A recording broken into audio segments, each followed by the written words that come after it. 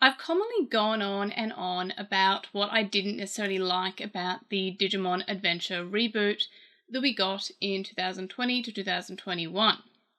However, I've not often mentioned the things that the reboot did well, so this is more or less a more positive and optimistic covering of Digimon Adventure : and the things that it does well. So let's get into it. First up, probably my main, or one of my main takeaways from the series is how well animated it is. Especially in a lot of fight scenes, the animation just goes above and beyond what we've previously had in other seasons of Digimon. Especially in an episode which is probably a good example for this because it's not an episode that I really enjoyed at all. It was an episode that I found that the payoff of what happened in the episode didn't match up to any of the lead up, and overall I didn't enjoy the episode.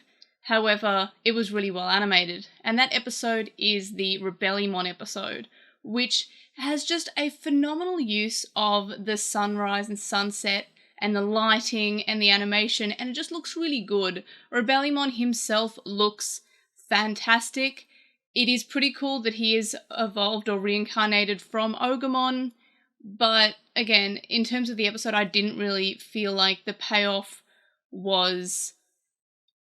It didn't really make up for the whole lead up to it. It felt kind of flat. But this is a positive video, so I'll just talk about how good the animation was for this scene, or for many of the scenes in that episode. Big fan of that. The animations in particular just looked fantastic. There was a lot of work that clearly went into most of the episodes. Some episodes in Colin didn't have that amazing in terms of animation, but when the animation was good, it was just incredible and very memorable, and it's one of the things that I really look back fondly upon on the reboot of Adventure, because some of those animations just went unnecessarily hard, and a lot of the Omegamon fights as well in the reboot were animated pretty well too. The first 3 episodes were also incredibly well animated, but again, the episodes that weren't well animated, I'm not sure how much the pandemic took its toll on the actual production, so I can't judge it too harshly in terms of the times where the animation wasn't that good. But again, when the animation was good, it was pretty stellar, so that was one of my main takeaways.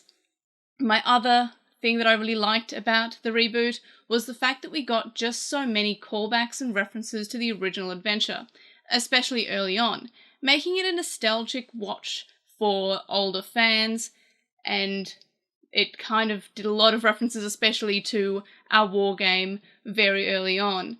So a lot of these callbacks were like little just subtle ones. They weren't necessarily all like, this is just our war game. They didn't really beat you over the head with it, but they were just these subtle kind of callbacks. I did appreciate that.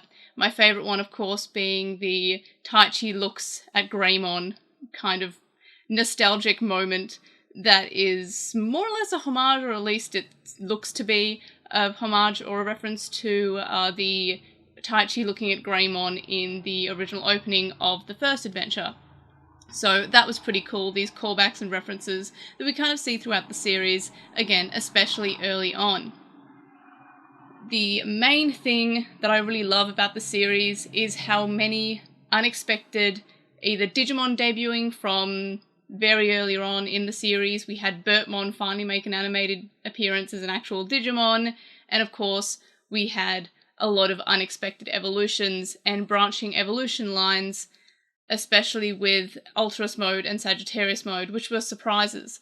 We of course also got Ponchomon as an evolution from Palmon, and we also had Patamon and Tailmon evolving to their non-angelic Digimon mega forms as well. So that was something I really appreciated. Also in the evolutions, we sometimes got a little bit of a taste of lore when a Digimon has something, an aspect of its design that is taken or stolen from another Digimon. For example, in Zudomon's evolution sequence, we have Archelimon's shell that kind of just appears over him as he evolves and kind of attaches to Zudomon, or to a Kakumon as he evolves into become Zudomon.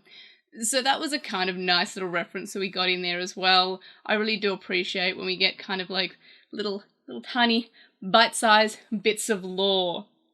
Something else that I really also appreciated from the show, not as much as the main thing, which is the branching of evolutions, or the Digimon that I haven't seen for ages, or the recolors just sort of debuting and appearing, and maybe they've never been animated before. A lesser thing that I liked about Colin was the soundtrack. It had a completely new feel to it. It wasn't the same soundtrack from the original series, and while I did see some people wish that the reboot used music and soundtrack from the original series, I actually appreciate that it did have an original feel in terms of the soundtrack. It was fairly memorable, and it was really nice to see something new. I kind of wish the reboot tried to appeal to the newer fans more than the older ones, but it was kind of like a mismatch. But in terms of the soundtrack, it was entirely new, which I really appreciated. They were doing something unique to the series. However, unfortunately, these positive points aren't really enough to fix my whole opinion on the reboot. I still feel like it's kind of a series that I didn't particularly enjoy that much, but it did have moments that I did enjoy. Overall, would I say that it's good? I'd still probably say that it's not, but there are things that I like about it, but those things seem to all be things that the original adventure didn't have. So the reboot does really well when it's trying to be different from the original adventure. Unfortunately, there are moments in the reboot that feel like it's trying to assume you already have knowledge about the franchise and about the series and about the original adventure. That being mainly, as my main example here, is the fact that Koshiro is sort of hinted at to have something not quite right with his home life. We know, as people who watch the original adventure, that he is adopted.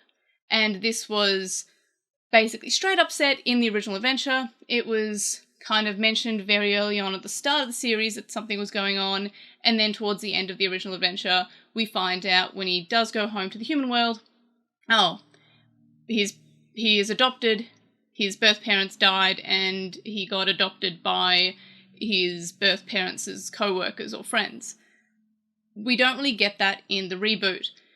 He kind of hints at it very early on in the show, and then when we do return to the human world, like halfway through the show, there's like a kind of like lingering moment where he just kind of sits there in silence when they talk about their home life, and then it's never mentioned again. And I think that was like episode 18 in a 67 episode series. His evolution episodes don't really mention it ever again in terms of his pursuit of knowledge, which was why he was always pursuing knowledge in the original series, because he wanted to find out more about him being adopted and why he was adopted. And he gets that closure in the original. Unfortunately, we don't get that in the reboot, and that is why I still don't think the reboot is good, but it does have positive aspects that I've mentioned in this video. Having said that, when the English dub eventually comes out, as of recording this, and likely as of uploading this, there's no firm release date for the English dub, but I'm really hoping that they try to fix some of my complaints with the series.